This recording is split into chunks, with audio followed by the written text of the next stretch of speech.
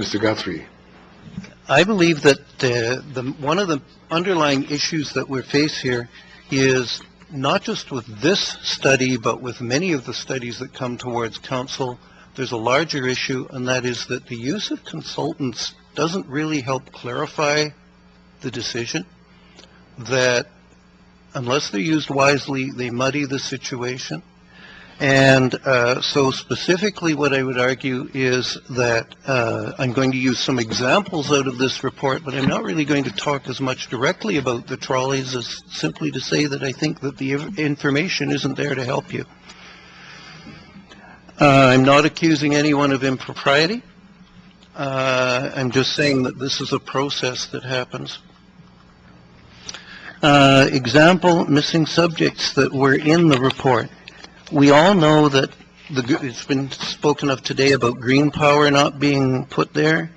Why are odd things that the findings seem to say, things that are counterintuitive, not discussed? And I think if you're paying a consultant many hundreds of dollars an hour, you should be getting that sort of information provided, not just a re-summarization of information that could be pulled off the web. On the previous slide was the list of the things that people were concerned about in terms of why they should be replaced. And yet, strangely enough, the report doesn't actually put the rationale for replacing the trolley right on the table so you can discuss it. It talks about simply the things that people were who've argued for retention. It's intended to nullify the positive argument. And that's, to mine, not a neutral report. It's sort of telling people what they want to hear, which is not a good idea. The green power option, I actually raised when I was on EDSAP, my last meeting when Dr. Chekla was there.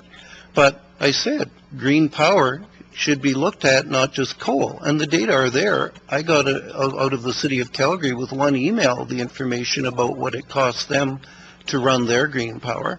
Why can't the city do that? The use of the nuclear as the alternative. I mean, this is a red letter thing that causes people to get excited, and I think that's deliberate. One doesn't need to be a mechanical engineer to wonder why a trolley coach is listed as going to cost so much money. $300,000 more per unit, actually more than $300,000.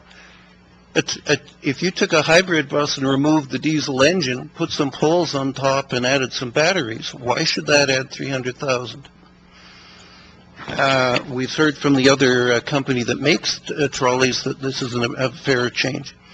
In terms of supplier options, ironically, ETS in the late 1960s found that General Motors was charging too much money for diesel buses, and so they went and bought overseas, which got GM to wise up. The pole inventory, I see that they have said that they're going that should have been corrected, but that wasn't retrospectively put back into the report. We have the concern that the cost of maintenance is high. This was not discussed here. It's because of the size of the system. Well, one of the options is to look at expanding it. When the opinion surveys simply didn't ask people about why they held their opinions so that one could understand the depth and rationale to see if we were really addressing a problem. And there is unexpected consequences for the future. I understand that there are some people on council who think streetcars would be a good idea. Well, if a trolley is a bad idea, putting fixed rails underneath it and running it down the middle of the street is going to give you all of the disadvantages of the trolley plus some new ones. So there's just so many things here that your consultants didn't deal with to help you make a decision. And I think you're not getting value for your money. Thank you very much, Mr. Guthrie.